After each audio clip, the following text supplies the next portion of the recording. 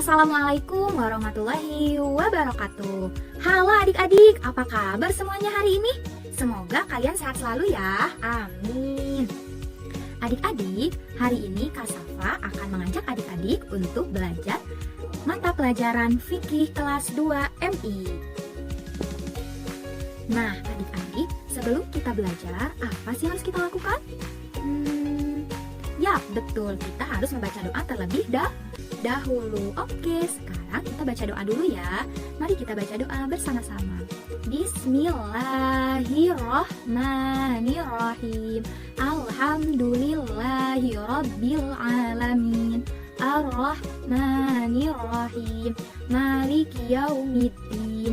Iyyaka na'budu wa iyyaka nasta'in. Ihdinas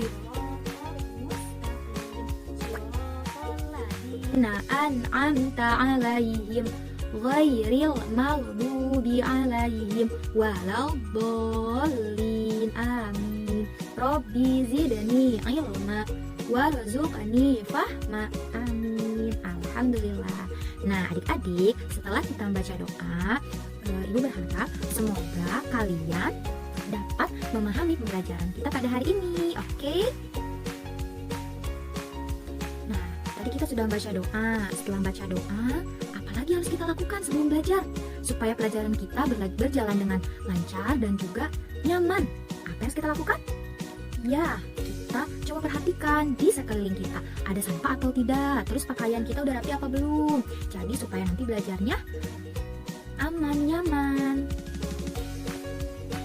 Oke deh, sudah diperiksa semuanya ya. Alhamdulillah, bersih kan di sekelilingnya. Nah, kalau bersih kan jadinya belajar kita akan nyaman. Nah, adik-adik, setelah itu kakak mau absen dulu ya. Oke? Kita absen dari yang absen nomor 1. Aisyah. Aisyah ada tidak? Ada. Oke, sip. Hadiroh, pinter. Terus, siapa lagi ya? Oh iya, Al-Fatih ada tidak? Ada? Oke, alhamdulillah. Sehat ya Al-Fatih ya. Nah, kemudian siapa lagi ya? Oh iya, Azkia. Azkia ada tidak? Hadir? Pinter, Azkia hadir ya. Masuk. Oke, nah setelah itu absen yang berikutnya Bilkis. Nah, Bilkis ada tidak? Tidak ada. Kemana? Temannya ada yang tahu tidak? Oh, sakit. Ya sudah, kita doakan semoga Bilkis cepat sembuh ya, agar Bilkis dapat belajar bersama lagi dengan kalian di sekolah. Amin. Nah, setelah mengabsen, sekarang Kak Safa mau ngasih tahu nih tujuan pembelajaran kita pada hari ini. Oke? Nah, adik-adik, tujuan pembelajaran kita pada hari ini yaitu yang pertama, peserta didik diharapkan dapat memahami ketentuan sholat berjamaah. Yang kedua, peserta didik dapat menyebutkan tata cara sholat berjamaah. Yang ketiga, peserta didik dapat mempraktikkan sholat berjamaah dan membiasakan sholat berjamaah. Dan yang terakhir dan keempat, yaitu peserta didik diharapkan dapat menyebutkan hikmah sholat berjamaah. Adik-adik, coba ya, sebelum kita masuk ke materi pembelajaran, Kak Safa ada satu gambar nih. Kalian perhatikan ya, oke? Gambarnya berikut ini.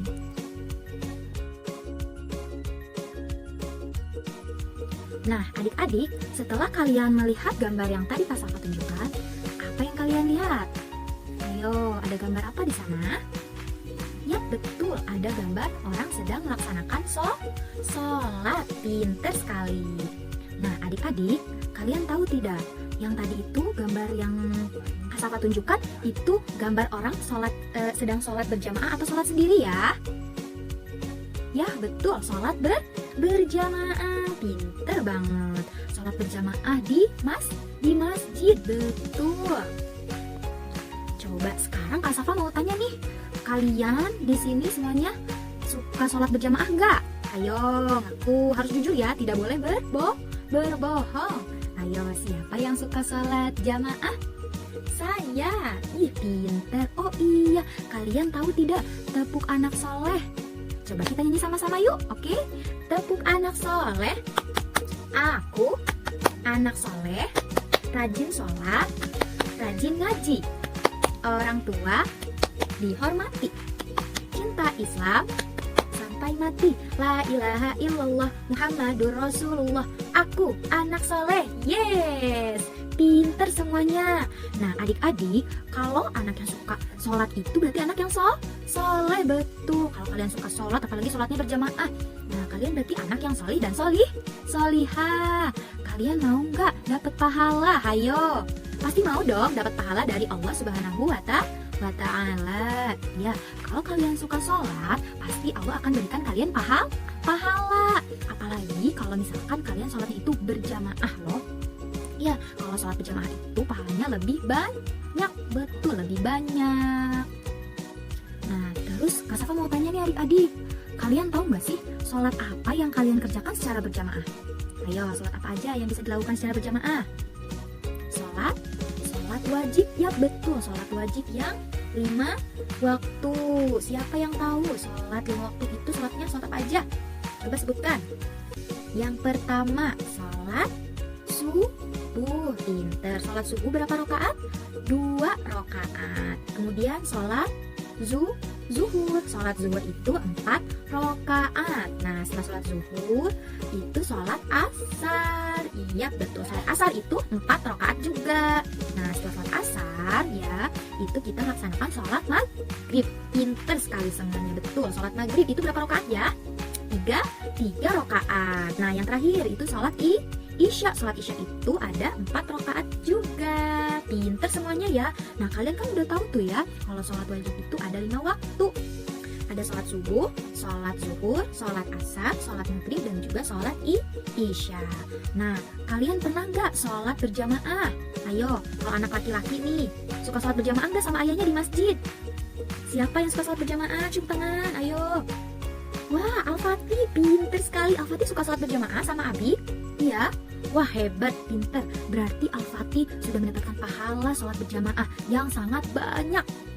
Ya, betul, pinter. Karena pahala orang yang sholat berjamaah itu lebih banyak daripada orang yang sholat sendiri, gitu. Nah, kalau sholat berjamaah itu dilakukannya di mana aja ya? Ada yang tahu tidak? Di masjid, betul, pintar. Di masjid, tapi di rumah juga bisa loh. Iya, di masjid, di musola, di rumah kalian bisa melaksanakan sholat berjamaah. Kalau perempuan tuh bisa kalian sholat berjamaah sama ibu, sama mama, sama umi, ya kan? Di rumah sholat berjamaahnya. Tapi kalau misalkan sekeluarga lebih bagus lagi. Jadi ayah yang menjadi imam, kemudian ibu, adik, dan kakak yang menjadi makmumnya. Nah, kalian tahu gak sih sholat berjamaah itu apa artinya? Baiklah, Kak Safa akan kasih tahu ya. Sholat berjamaah adalah sholat yang dikerjakan secara bersama-sama, yaitu yang dikerjakannya oleh 2 orang atau lebih. Ya, jadi kalau misalkan di rumah Aisyah sama ibu, ada aja sama ibu nih di rumah, terus udah datang tuh waktunya sholat zuhur. Nah, Aisyah bisa minta sama ibu, Aisyah mau ikut sholat ya, kita sholat berjamaah yuk. Karena kata bu guru, kalau sholat berjamaah itu akan mendapatkan pahala yang lebih banyak banget. Ya, oke. Jadi kalau misalkan sholat berjamaah itu bisa dilakukan oleh 2 orang ataupun lebih, ya, pinter. Nah, sholat berjamaah itu dipimpin oleh seorang imam dan diikuti oleh seorang makmum. Ya, jadi kalau misalkan imam itu yang memimpin sholat, kayak di masjid tuh suka ada kan yang berdirinya paling depan, itu dinamakannya imam yang memimpin sholat, pinter. Nah, kalau misalkan yang mengikuti imam, di belakangnya itu satu di belakang imam itu dinamakannya makmum, pinter sekali. Nah, setelah itu, setelah kita mengetahui pengertian dari sholat berjamaah, kita juga harus mengetahui syarat sah untuk menjadi seorang imam sama makmumnya. Kalian tahu nggak apa sih syarat sahnya untuk menjadi makmum dan imam? Ayo, nggak tahu kan? Oke deh, Kak Safa kasih tahu ya. Nah, yang pertama ada syarat sah untuk menjadi seorang imam. Gak sembarangan loh orang bisa menjadi imam, ya kan? Nah, ada syarat-syaratnya. Yang pertama, syarat untuk menjadi imam yaitu harus sehat akalnya. Apa sih maksudnya? Sehat akalnya itu berarti harus orang yang waras. Coba kalau misalkan orang gila ya, yang gangguan jiwa, bisa nggak jadi imam? Tidak bisa. Kenapa? Karena kalau misalkan orang gila atau orang tidak waras itu, dia tidak tahu tata cara sholat berjamaah yang baik, gerakan sholat yang baik dan benar, dia tidak tahu ya. Oke, kemudian yang kedua, syarat sah untuk menjadi seorang imam yaitu fasih bacaan Al-Qur'annya. Ya, jadi kalau misalkan mau jadi imam nih untuk anak laki-laki, kalau misalkan kalian mau jadi imam, ya nanti kalian mau jadi imam nih, mau jadi imam adik kalian atau jadi imam ibu kalian nantinya ya anak laki-laki, kalian harus belajar mengaji yang rajin. Karena kalau misalkan mau menjadi imam itu harus fasih bacaan Al-Qur'annya, jadi harus lancar juz amannya ya. Iya, jadi harus hafal surat-surat pendek. Kan gak mungkin kalau misalkan jadi imam kalian baca nih, sholatnya sambil baca bagaimana? Nanti sambil baca Al-Quran di bawah, tidak bisa itu ya. Jadi harus fasih dan juga bisa hafal minimal juz amma kayak gitu, oke?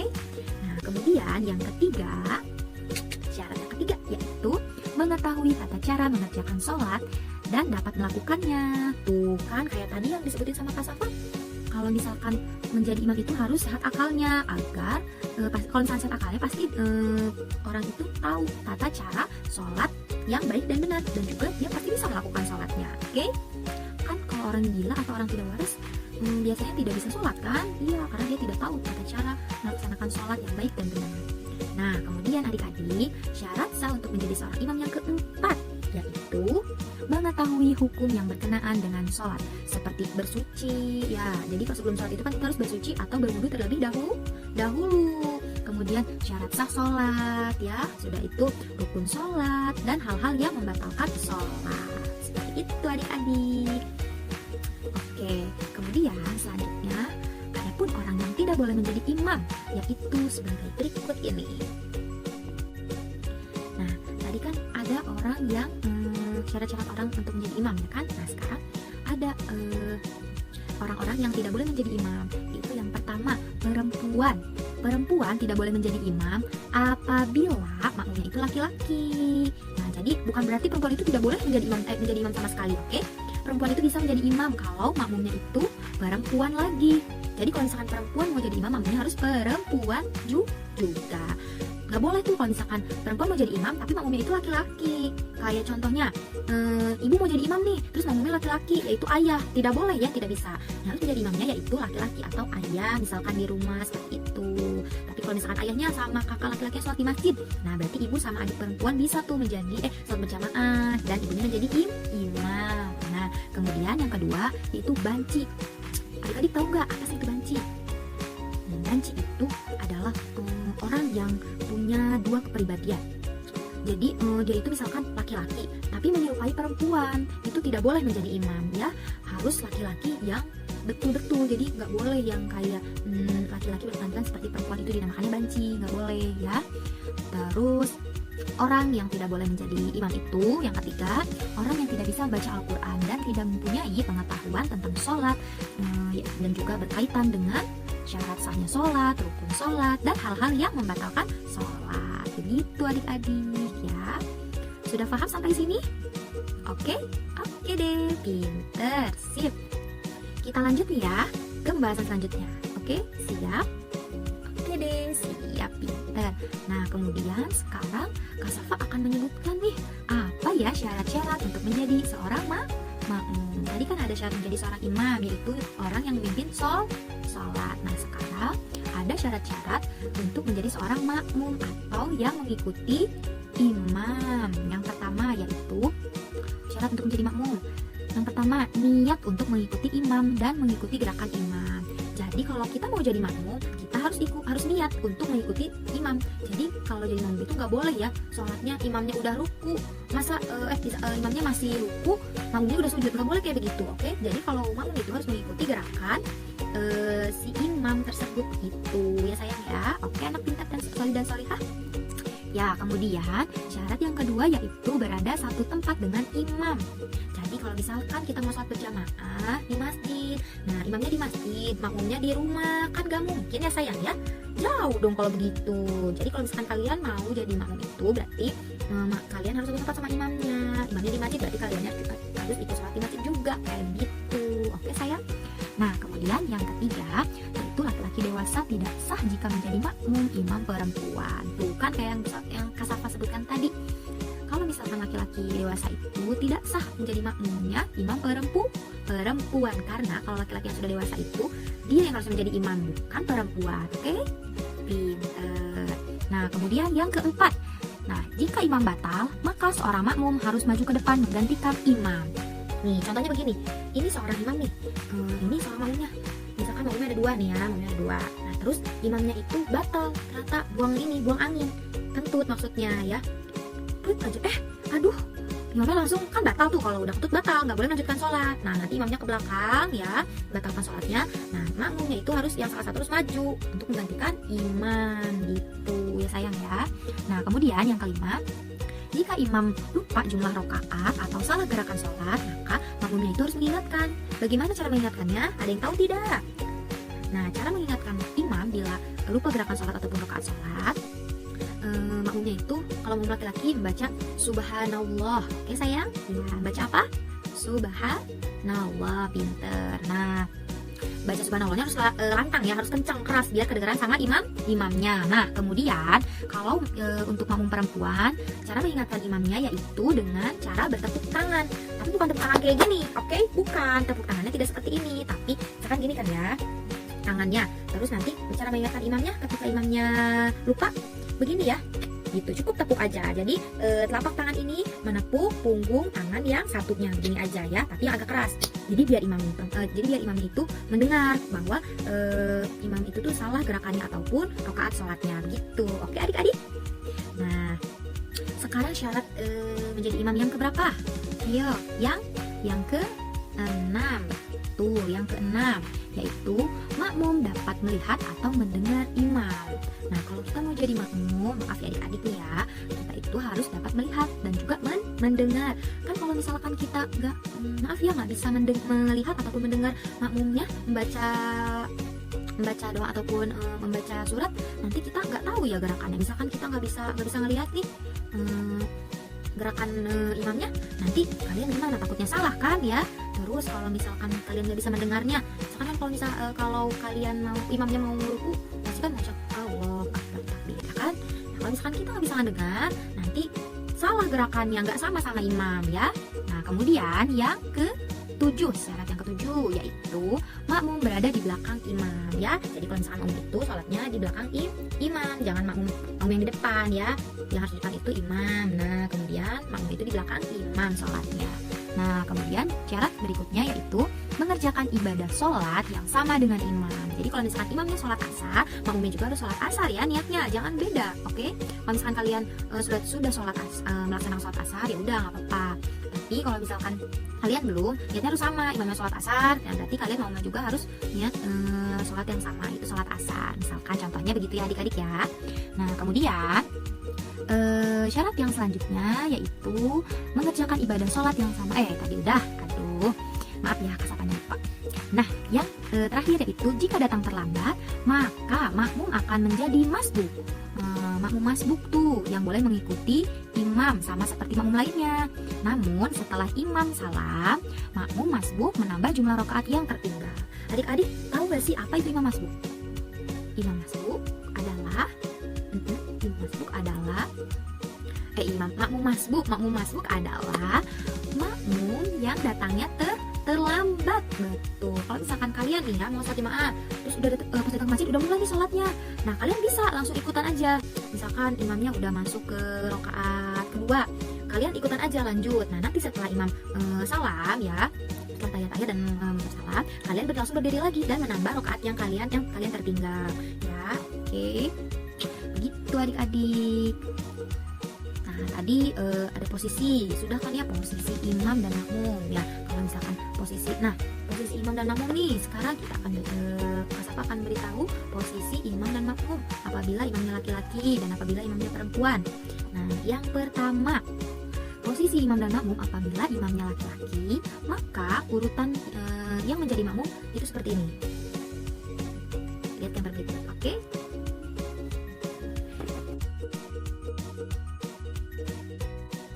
Nah, kalian sudah lihat kan?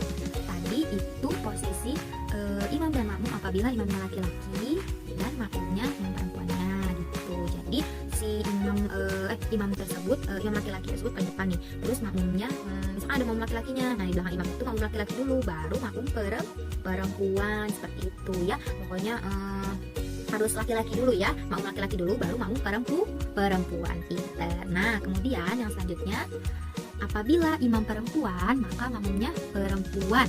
Nah, yang contohnya sebagai gambar berikut ini.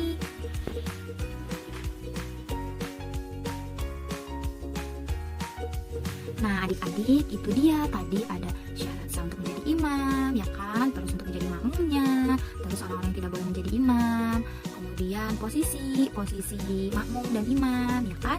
Nah, sekarang Kak Safa mau kasih tahu kalian yaitu keutamaan dari sholat berjamaah itu. Nah, tadi kan kalian udah tahu kan kalau misalkan sholat berjamaah itu pahalanya lebih banyak atau lebih besar daripada orang yang melaksanakan sholatnya sendirian, ya. Kalau misalkan kita sholat berjamaah itu pahalanya lebih banyak dari Allah Subhanahu wa taala. Nah, sekarang Kak Safa akan memberitahu keutamaan dari sholat berjamaah itu sendiri. Oke? Nah, keutamaan yang pertama yaitu mendapatkan pahala kebaikan dari Allah Subhanahu wa taala sebanyak 27 derajat lebih tinggi daripada sholat sendiri. Nah, tuh kan kata Kak Safa, kalau misalkan kalian sholatnya berjamaah itu akan mendapatkan pahala dan juga kebaikan dari Allah Subhanahu wa taala setinggi 20 derajat loh. Ya, 20 derajat lebih tinggi daripada pahalanya orang yang melaksanakan sholat sendirian. Nah, kemudian keutamaan sholat berjamaah yang kedua yaitu menambah syiar Islam. Ya, jadi kalau misalkan kita sholat berjamaah, kita akan menambahkan syiar Islam kayak gitu.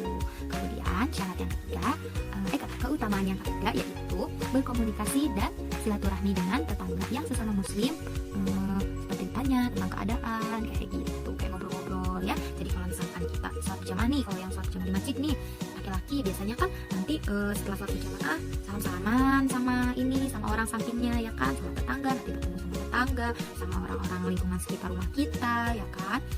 Ya, jadi itu bisa menjaga silaturahmi. Itu keutamaannya salah satunya, oke.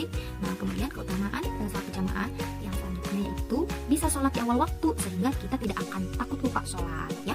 Kan kadang kalau misalkan kalian sholatnya sendiri itu suka lalai kan, suka mengakhir-akhir kan, suka lupa, aduh kelupaan ke sholat gitu. Tapi kalau misalkan sholatnya berjamaah di masjid, setelah azan berkumandang, jadi iqamah dikumandangkan di masjid, laki-laki langsung bergegas, perempuan juga bisa ikutan sholat di masjid ya, langsung bergegas. Nah, nanti itu kalian akan sholat di awal waktu, jadi tidak akan kelupaan sholat di waktunya gitu. Nah, kemudian yang selanjutnya keutamaan dari sholat berjamaah yaitu melatih kedisiplinan dan ketaatan kita kepada Allah Subhanahu wa taala. Pinter. Jadi kalau misalkan kita sholatnya berjamaah kan tadi akan melaksanakan sholat di awal waktu pastinya. Nah, melaksanakan sholat tepat waktu itu sama dengan untuk melatih kedisiplinan kita dan ketaatan kita terhadap Allah Subhanahu wa taala, ya. Siapa yang mau jadi anak solih dan solihah? Ya, pasti semuanya mau dong. Pinter. Ya, makanya ya, mulai dari hari ini nih, nanti ketika kalian pulang sekolah, nanti kalian sholat zuhurnya bisa berjamaah ya. Kalau laki-laki bisa di masjid, perempuan bisa di rumah. Kalau perempuan juga mau di masjid bisa, silahkan ya. Nanti jadi kalian akan sholat awal waktu ya. Kalian akan disiplin dalam melaksanakan sholat 5 waktunya. Nah, kemudian keutamaan sholat berjamaah yang terakhir yaitu bagi para pemimpin, ia akan semakin dekat dengan yang dipimpinnya karena bisa bertukar pikiran secara santai.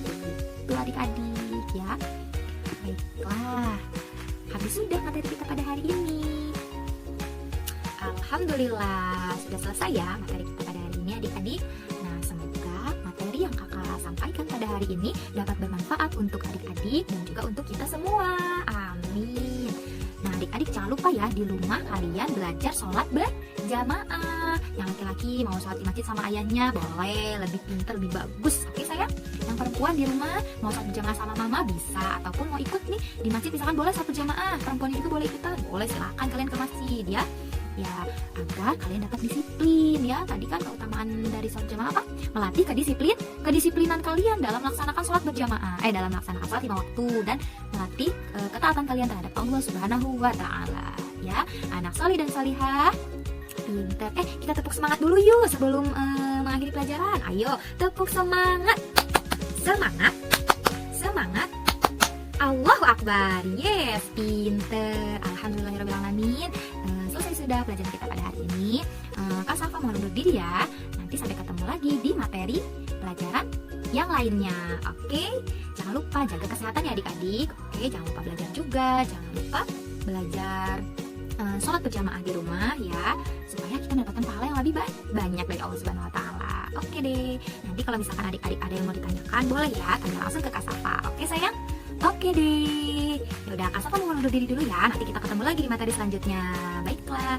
Assalamualaikum warahmatullahi wabarakatuh.